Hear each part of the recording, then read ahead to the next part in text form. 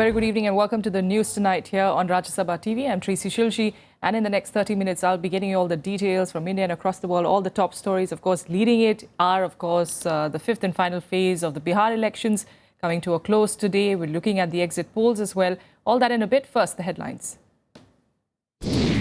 Polling comes to a close in the fifth and final stage of the Bihar Assembly elections. Exit polls predict a close finish. Prime Minister Narendra Modi launches 3 gold schemes, new initiatives to cut down dependence on imports, tap around 20,000 tons of idle gold. Debate continues over returning awards. More writers and filmmakers return their national honours as government and their own fraternity members question their decisions. Security forces in the UK and Europe claim that a bomb could have felled the Russian airliner. Russia and Egypt, though, dismissed the reports.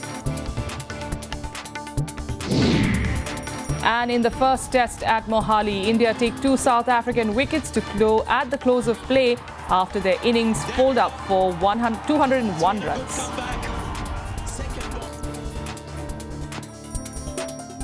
Our top story, the curtains have finally come down on the staggered but massive elections in Bihar today. Higher voter turnout of over 59% was witnessed in the fifth and final phase, with serpentine queues seen across 14,709 polling stations. The focus now shifts to counting day on Sunday. Voting for the fifth and final phase of elections in Bihar began at 7 a.m. in the morning. The fate of 827 candidates in 57 constituencies spread over 9 districts was sealed earlier today. The districts that went to polls were Madhubani, Darbhanga, Supaul, Madhepura, Saharsa, Araria, Kishanganj, Purnia and Katihar. ये एक record turnout रहा है। अभी तक के जितने भी election हुए उसमें सबसे बेहतर प्रदर्शन टर्नआउट की दृष्टि से रहा है। Voting began at 7 a.m. in 14,709 polling stations. The polling came to an end at 3 p.m. in 2 constituencies due to security reasons and at 5 p.m. in the rest of the 55 constituencies. हर चीज का सुविधा होना चाहिए, बच्चे लोग को आगे भविष्य के लिए नौकरी सर्विस होना चाहिए, पढ़ लिख के सब बेरोजगार है, तो उसके लिए तो सरकार को करना जरूरी ना है। अच्छी सरकार चाहिए जो विकास का काम करे, सड़क, बिजली, पानी ये सब व्यवस्था करे, साफ सफाई रखे। शिक्षा का स्तर बहुत ज़्यादा गिर गया हुआ है। यहाँ कोई भी सरकारी स्कूल के टीचर जो है वो अपने बच्चे को सरकारी स्कूल में नहीं पढ़ाना चाहते हैं। कोई भी जो आपको उच्च पदाधिकारी या कोई भी वो अपना इलाज सरकारी अस्पताल में नहीं कराना चाहते हैं, तो इससे ज़्यादा स्तर क्या गिरेगी सरकार की। Let's take a look now at some of the crucial numbers of the fifth phase. A total of 57 constituencies went to polls in the fifth phase. 827 candidates were in the fray in this phase, out of which 58 were female candidates. A total of 14,709 polling stations were used. 1.55 crore people were eligible to cast their vote. The fate of several heavyweights was sealed in this phase, including Senior Minister Bijendra Prasad Yadav of the JDU from Supaul, RJD Legislature Party leader Abdul Bari Siddiqui from Alinagar, Minister Narendra Narayan Yadav from Alamnagar and Lalu Prasad's Man Friday Bola Yadav from Bahadurpur. पूरा बिहार जो report है पूरा SVEEP कर गया 5वां phase भी। कहीं BJP का तापरा 190 सीट से कम नहीं आएगा गठबंधन को। बिहारी लोग वोटर नहीं दिया भाजपा को। भाजपा को देश में रखना एक दिन भी देश को टुकड़ा टुकड़ा करने के बराबर है। लालू जी और नीतीश कुमार जी और कांग्रेस पार्टी बिहार से हट करके, बिहार के विकास और तरक्की से हट करके बिहार के मतदाताओं को गुमराह करने की कोशिश की। बिहार की जनता वो परिवर्तन चाह रही है। Prominent personalities who cast their votes included BJP national spokesperson Shah Nawaz Hussain and JDU national president Sharad Yadav. Both leaders claimed their alliance will get a 2/3 majority in the elections. इस 5वें phase में भी हमारे पास जो खबर आ रही है, भारी तादाद में लोग वोट डाल रहे हैं, लोग परिवर्तन के लिए वोट डाल रहे हैं, लोग विकास के लिए वोट डाल रहे हैं, लोग मोदी के साथ हैं। गाय की पूंछ पकड़ करके यहाँ भी ये चुनाव की बेतरनी पार करना चाहते थे, तो उस पर तो हम बोले नहीं, ना नहीं सोए। In 2010, the BJP had bagged 23 out of the 57 seats where elections were held today. The JDU, which fought the elections last time in partnership with the BJP, had bagged 20 seats. The RJD of Lalu Prasad Yadav had won 8, the Congress 3, the Lok Jan Shakti Party, which is a BJP ally this time, had won 2 and 1 seat was won by an independent. Bureau Report, Rajya Sabha Television. So the 5-phase polls concluding in Bihar, with exit polls now predicting a close fight between the BJP-led NDA and the JDU, RJD Congress combined. However, a majority of the polls give the Grand Alliance a little bit of an edge over the NDA. The India Today Cicero poll has predicted an average of 120 seats for the NDA and a close 117 for the Grand Alliance. India TV and C Voter have forecast 122 to 132 seats for the JDU-led alliance and 101 to 121 for the NDA. The Nielsen ABP News survey also gives an edge to the Grand Alliance, but only the Chanakya News 24 poll, in fact, gives the NDA a majority in the assembly with 155 seats. Now, in the outgoing assembly, the JDU and BJP had contested elections together, winning a massive majority. The JDU had won 115 seats and BJP 91. The RJD had, in fact, won 22 and Congress 4 when they contested on their own. Exit poll ये जान लें, दिखाने वाले कि नीतीश कुमार जी का exit होगा बिहार से, सरकार से वो जाने वाले हैं। हम लोग सरकार में आने वाले हैं और नीतीश कुमार जी जाने वाले हैं। जब गिनती जिस दिन होगी उस दिन 2/3 बहुमत से भारतीय जनता पार्टी जीतेगी। इस देश में सर्वे करना नकल है यूरोप की। यूरोप है सबरस, यहाँ इतना कॉम्प्लिकेटेड सोसाइटी है कि इसमें एग्जिट पोल करना, ये करना, वो करना, ये सिर्फ एक जिनके पास थैली है, जो पैसा कमाना चाहते हैं और 24 घंटे क्या दिखाएंगे, तो एक नौटंकी है। अभी तक मैंने कोई ऐसा एग्जिट पोल नहीं देखा जिसमें हमें कम बताया जा रहा हो। और सबसे महत्वपूर्ण प्रश्न ये है, कभी भी एग्जिट पोल के आंकड़ों में थोड़े कंजर्वेटिवनेस है, थोड़े कंजर्वेटिव है। जिस प्रकार का उफान दलितों, गरीबों और पिछड़ों का हुआ है, मेरा मानना है कि ये आंकड़ा 160 से लेकर 80 तक जा सकता है। All right, for more on this, we're joined this evening by Mr. Bharat Bhushan, who's the editor of Catch News, joining us in studio. Mr. Bhushan, any of these numbers that you like to place your bets on? Well, you can place your bet on anything, but I'm saying that let's wait for 3 more days and we'll know what's happening. Because I agree with Mr. Sharad Yadav that in a society that is so deeply divided and stratified along caste and other religious and even income lines, it is very difficult to get the right kind of sample and the right kind of result from these things. So it's just guesswork. Some agencies come up with results which are close to the final results and then they make more money next time around. Yes. You will find that on 8th evening, the same TV channels, if these exit polls are wrong, would be saying, why do we conduct these exit polls? Absolutely. Which is a question they ought to be asking themselves. Absolutely. All right, but just talking about the polls, those 5 phases that took place in a span of, about a month, your assessment of how things have, of course, gone out, is this one of the most bitterly fought election battles?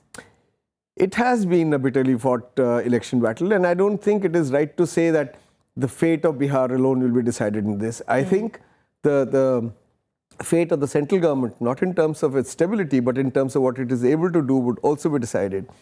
If Mr. Modi, who pitted himself against Nitish Kumar, wins these elections, then you will see a certain kind of performance at the center.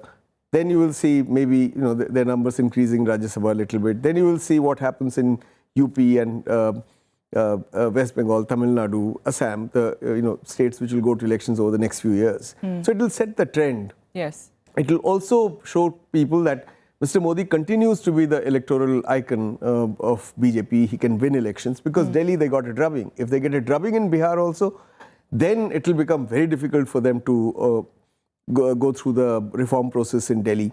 Absolutely. It will also mean that they may continue becoming more and more divisive. In this election, I thought the election strategy of the Grand Alliance was consistent, while that of the BJP kept on changing with every phase. They went from development to beef, to development back again, to Jungle Raj, to attacking Nitish, and back again to beef and to Pakistan. So I thought BJP's strategies showed a certain kind of desperation, but that may be my bias. It may well be that each of these strategies were tailored for a particular phase of this election. That's right. And talking about these phases, there are these exit polls also talking about how the women voters and also the youth perhaps hold a key to, where the votes are going to be leaning towards.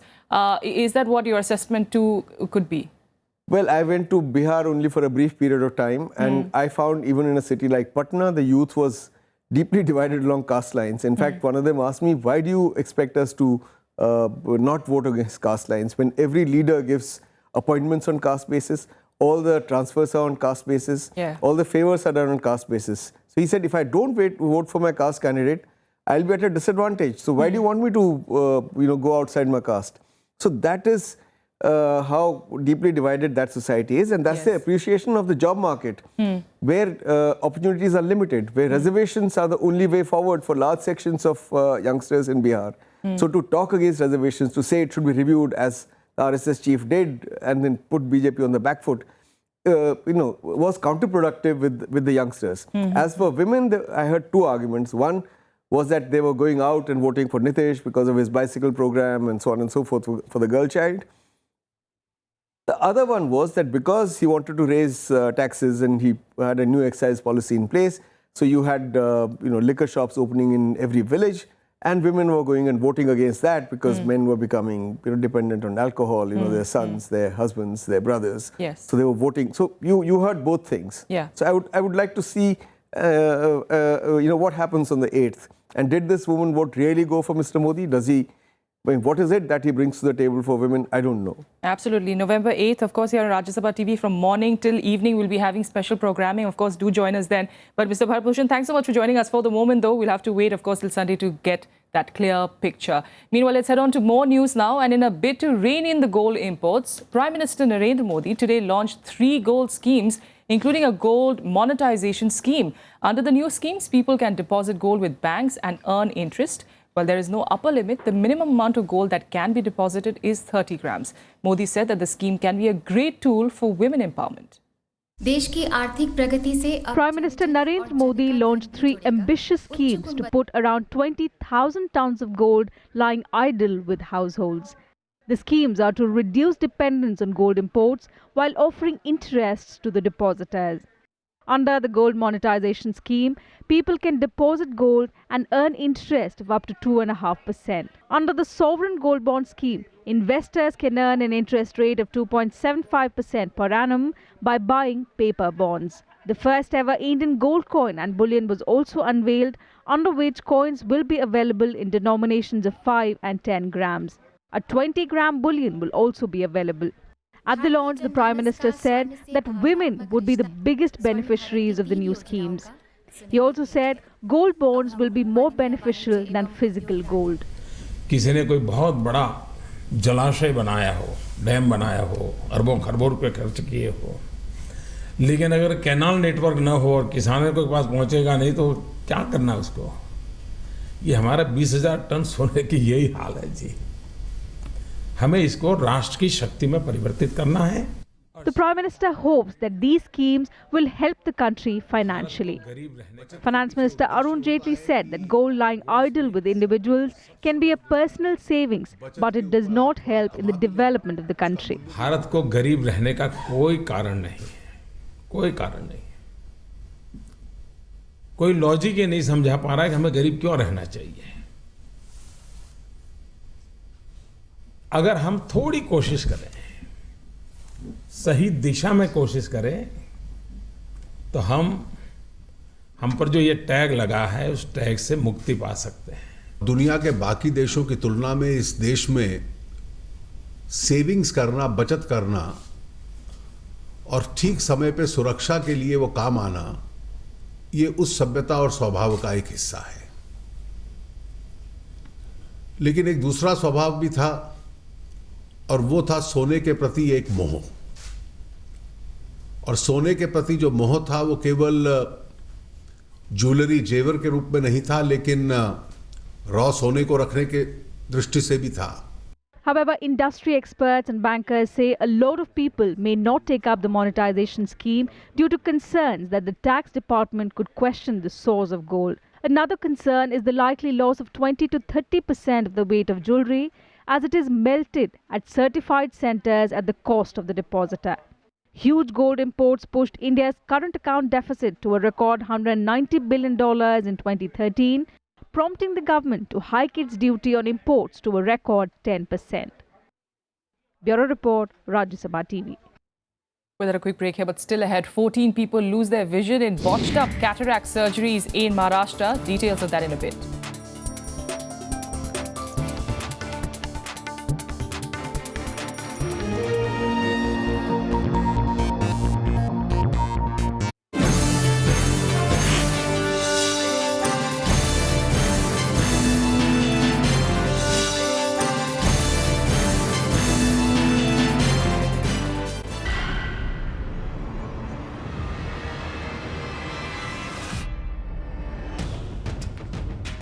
Earthquake-prone country in India, we require a lighter weight building to resist the earthquake as well as the blast force.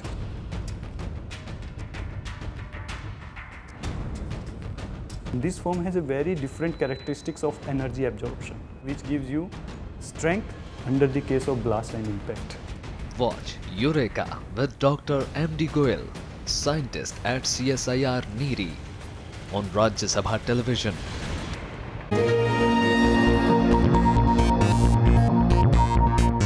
You're watching the news tonight. Now, 24 artists, filmmakers and writers have joined the protest against intolerance bandwagon today. Filmmakers Kundan Shah and Saeed Mirza and writer-activist Arundhati Roy are part of this group of 24 who have returned their awards. Shah, in fact, said that he is protesting the growing darkness in the country, while Roy calls this a fight against the prevailing ideological viciousness. Writer-activist Arundhati Roy is the latest to return her national award. Roy says that with this, she has become part of an unparalleled political movement. In an article for an English daily, Roy says, "I'm very pleased to have found a national award that I can return because it allows me to be part of a political movement initiated by writers, filmmakers and academics in this country who have risen up against a kind of ideological viciousness and an assault on our collective IQ that will tear us apart and bury us very deep if we do not stand up to it now." The 55-year-old writer won the National Award in 1989 for the film in which Annie gives it those ones. The children grow up on cement heap. She is also the winner of the Booker Prize for her book, The God of Small Things. Kundan Shah, the National Award-winning director of the cult classic Jaane Bhi Do Yaaron, has also returned his award.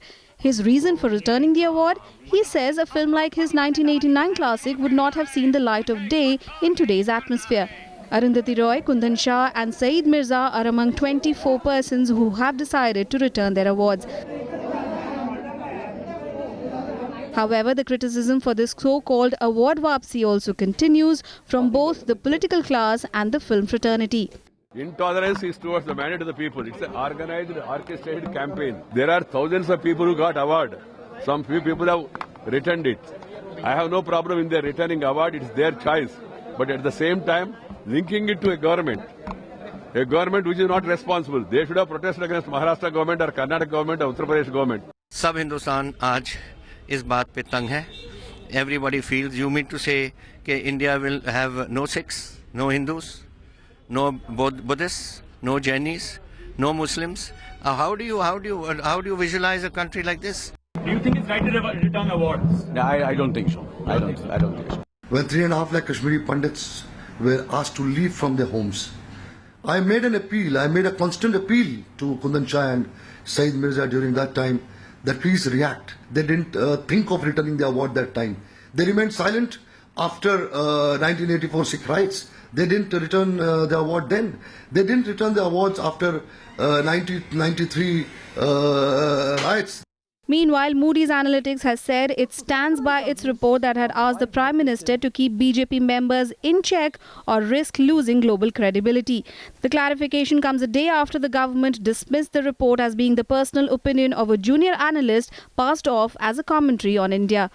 Bureau Report, Rajya Sabha TV. With that, let's take you through some more updates from across the country and nationwide. At least 14 people have lost their eyesight after alleged botched-up surgeries at a cataract checkup camp in Maharashtra. The doctor and staff who performed the surgeries have been suspended. The patients have now been shifted to Mumbai's JJ Hospital, where all efforts are reportedly being made to restore their eyesight. The debris of the Pawan Hans helicopter that crashed off the coast of Mumbai on Wednesday has been found. A massive search operation is still on to locate the 2 missing pilots. The chopper crashed while carrying out night landing practice at a mid-sea oil rig run by ONGC. The Supreme Court has transferred Himachal Pradesh Chief Minister Veerbhadra Singh's disproportionate assets case from the Delhi High Court. The court had earlier sought responses on 2 petitions filed by the CBI against the State High Court for granting the Chief Minister and his wife's protection from arrest. The Gujarat High Court has rejected a petition against Prime Minister Narendra Modi for alleged poll code breach during the 2014 general elections. The petition had been filed by former AAP member Nishant Verma. An FIR was filed against the then Gujarat Chief Minister Modi for holding a public meeting when polling was underway and also for violating election notification. International news now. In the US and the UK, intelligence reports suggest that the Russian plane that went down on Saturday may have been the result of a bomb on the flight. But Egypt has dismissed the report, saying that it is too early to call and the analysis reports of the flight data recorder must be awaited. Was the ill-fated Russian airline felled by a bomb? Security forces from the United States and Europe certainly think so. British Foreign Minister Philip Hammond says there's a strong possibility that the Islamic State's Egyptian affiliate was involved. His comments came after the government's Crisis Response Committee met late on Wednesday. British Prime Minister David Cameron held talks with Egyptian President Abdel Fattah el-Sisi to discuss the security concerns. What we need to put in place is more security at that airport so it's safe to fly people home. That's our priority. That's what we'll work with the Egyptians to do. Look, we cannot be certain that the Russian airliner was brought down by a terrorist bomb, but it looks increasingly likely that that was the case. Earlier, UK suspended flights indefinitely to and from the Sharm el-Sheikh resort from where the flight had departed. He assured all UK nationals will be helped to leave once extra security measures were in place. Russian Prime Minister too has ordered additional security measures in wake of the Egyptian plane crash. Our aviation security experts have been working on the ground at Sharm el-Sheikh with them. All of this has been working very well, but in the end, it is our decision. We have to make that decision. We are responsible for the safety of British nationals and British aircraft. We can't subcontract or delegate that responsibility to anybody else. Тем не менее, хотел бы вам поручить отдельно поработать со всеми авиационными властями тех государств, куда летают наши самолеты, имея в виду возможность предпринять дополнительные меры по обеспечению безопасности. Forensic evidence, including flight recorders, is still being analyzed as relatives of the crash victims seek closure. Bureau Report, Rajya Sabha TV.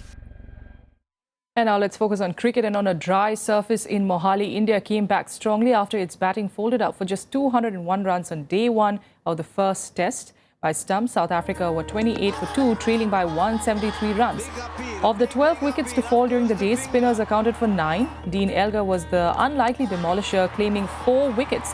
South Africa lost Steven van Zyl and Faf du Plessis to 2 of India's 3 spinners. Elgar's victims included Cheteshwar Pujara, Ajinkya Rahane and Riddhiman Saha. Earlier, India failed to cash in on a good toss won by Virat Kohli on his 27th birthday. For South Africa, Elgar and Hashim Amla saw out the rest of the evening for South Africa. Amla in his last 3 test innings in India has made 253, 114 and 123, but faces a big challenge tomorrow on a turning track. And that's all we have for you on the news tonight from the entire team here. Good night.